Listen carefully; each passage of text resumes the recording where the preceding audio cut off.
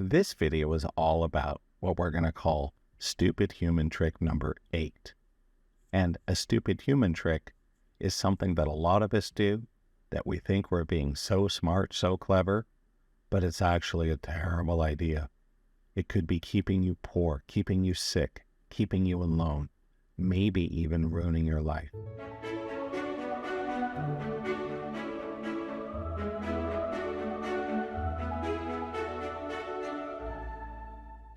My name is Brent Michael Phillips. I'm the founder and creator of the awakening dynamic system of energy healing and higher consciousness.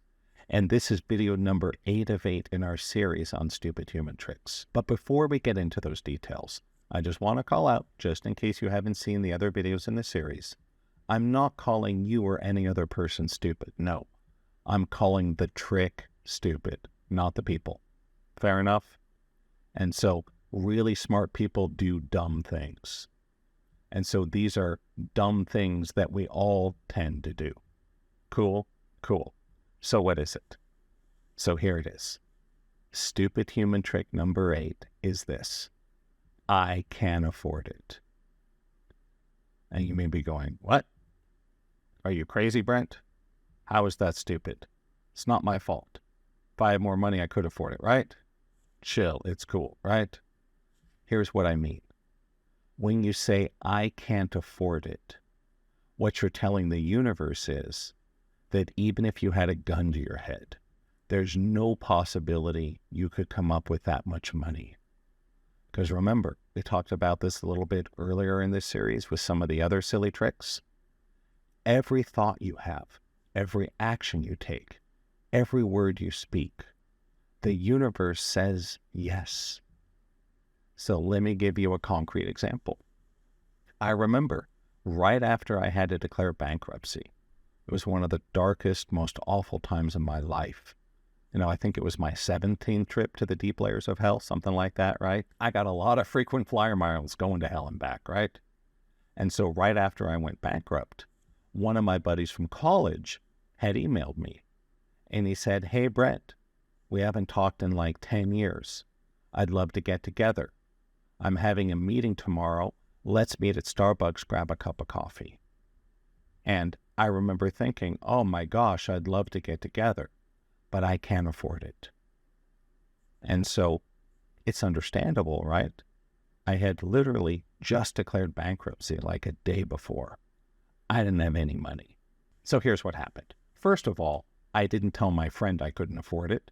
I lied. I made up an excuse. I was like, oh my gosh, I'd love to get together for coffee, but blah, blah, blah, right?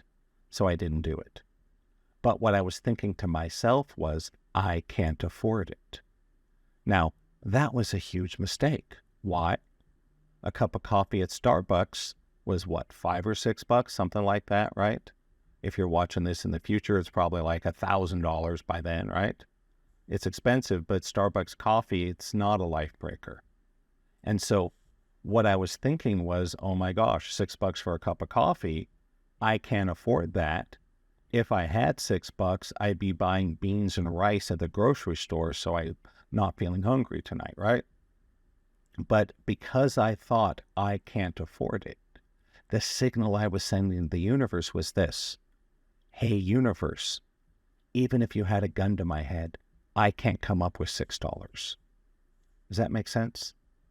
That's what I meant when I said, no matter what you say or think, the universe always says yes.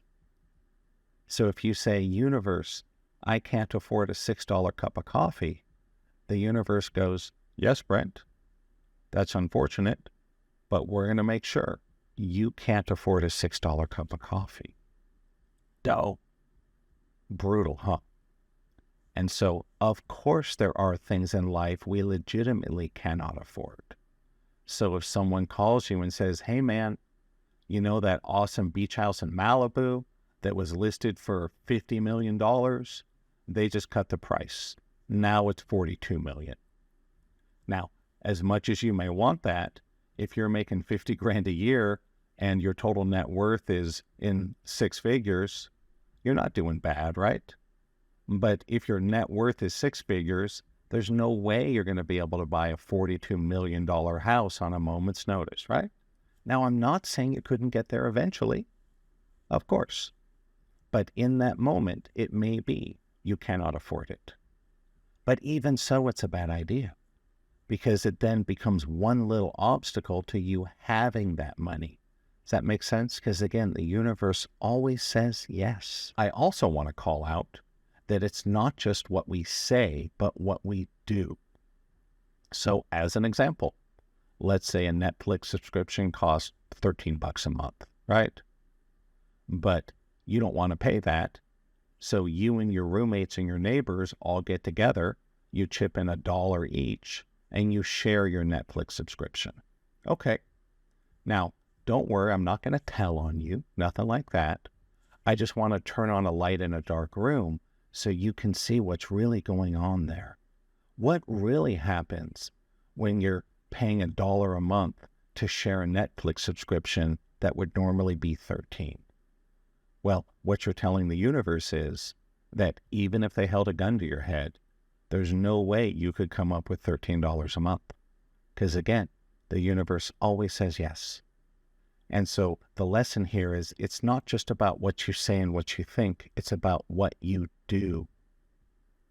So to me, I think it's a bad idea to be cheating by sharing a Netflix subscription. Why? You're digging your poverty hole deeper. You're saying to the universe, I have to lie and cheat to come up with $13 a month. Is that really where you're at in life? I mean, maybe. I don't want to criticize you. I've been really broke before, so I hear you. But I would say, stop cheating like that. Some people use shareware, free software you're supposed to pay for after 30 days, right? And so they just keep creating a new fake email address every month so they never have to pay for it. Now, if that's the only way to get the software you need to make money to support yourself, your family, all right, I ain't going to tell on you, right? Just realize you're digging your hole deeper. You're saying, hey, universe, this shareware I like costs $50, but I'm going to keep creating new emails so I don't pay that. Your actions are telling the universe that you can't come up with $50. Duh, right? This is how we get trapped in poverty. Again, these stupid human tricks are things we think we're being so clever, so smart, but they're actually digging the hole deeper. Another one is this. Are you leveraging your poverty to get special benefits or discounts? Again, if you have to do it to survive, okay, right? If you need some important surgery or a prescription drug or a treatment and you legitimately can't afford it, then of course you should take all the help you can get. But many people leverage their poverty. They're always talking about how poor they are, hoping that other people will give them money or give them a discount. And this is one of the problems with our culture in the United States, is to some extent, the less money you have, the more things you get for free. And what do you think is going to happen if you keep getting rewarded for being broke? What's going to happen in the subconscious? It's simple. Your subconscious is going to go, hey, being broke is amazing. Look at all these things we get for free. And you're going to get poorer and poorer. And so to be clear, I'm not saying this is the only thing that dictates your success in life, but I am saying it is a factor, and it's a factor you can control. Even better, I'm not just going to call out the problem here. I'm going to give you the solution. You may be going, hey, Brent, what do I do if I want a Starbucks coffee, but I really don't want to spend $6 on it, even though I could? I'm going to give you the answer. But I do want to say, if you like this video, hit like, hit subscribe, hit the little bell, get notifications, and please share this with your friends. One of the best things you can do that won't cost you nothing but a couple clicks is to share powerful videos and articles and things that you think are really helpful. The more you can serve and help those around you to heal and make money, the easier it'll be for you. And if you want to learn more about me, if you want to work with me to clear your subconscious, learn how to beam energy, do instant healings, all that cool stuff, check the link in the descriptions. I got some cool free webinars, intensive weekend trainings, downloadable programs, lots of cool stuff. So check it out. Awesome. So let's not only call out the problem, let's solve it. What if you're in a situation where, say, your friend offers to take you to have a cup of coffee at Starbucks, but it's really not the best use of your $6?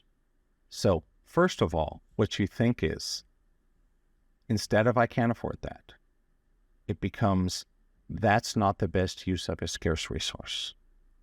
Does that make sense? So this is your internal dialogue. Hey man, you want to go to Starbucks, have a cup of coffee? Instead of thinking I can't afford it, you just think that would be great, but that's not the best use of a scarce resource. You see how that's much better metaphysically? To say I can't afford a $6 cup of coffee means even with a gun to your head, you can't do it. It's going to make you really broke, right? Because the universe always says yes.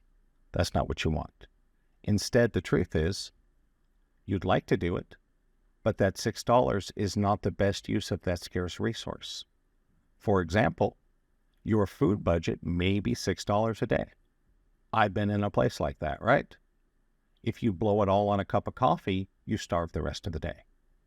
So instead, you might want to go to the grocery store and buy some food, right? And cook something. That way you can eat all day on the scarce resource. Does that make sense? So that's what you think on the inside. Now, on the outside, what do you say to your buddy? You kind of have to read to the situation. Don't say I can't afford it, right? Also, don't poor mouth and use your poverty to try to guilt him into paying for it. Also really bad, right? You might just say, hey, I'd love to get together for a cup of coffee. It's just not going to work for me tomorrow or whatever, right? So I wouldn't lie, but I also wouldn't poor mouth. And I certainly wouldn't say I can't afford it. Just make some kind of convenient but truthful reason why you can't go. Stay away from I can't afford it. Stay away from leveraging your poverty to get more stuff for free. In the short term, it may make things a little more challenging, but you're laying a foundation for greater prosperity for the whole rest of your life. And so as we're getting to the end here, this is the last video in the series. One thing I want you to take away is this. Big changes are generally created by small changes applied consistently that compound over time. And so it's unlikely that any one of these tips or ideas in this series on its own is going to make you rich tomorrow. That's ridiculous, right? But all of them applied are small changes that will compound over time. So over the next 5 years, instead of thinking 100 times that you can't afford $6 for coffee or $13 for Netflix or $800 for the healing seminar you want to go to, each of those little changes will increase your openness to money and prosperity. And it probably won't make you rich overnight. I would be really surprised. But small changes applied consistently compound over time to create big results. This is how we do it, people. And so we are at the end of our series. If you like it, click like, hit subscribe. If you want to learn more about me and you would like perhaps to have me be your guide into the world of higher consciousness, check out my stuff. Links are in the description.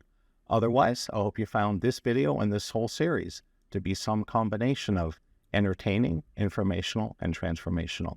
And until I see you next time, please take care and namaste.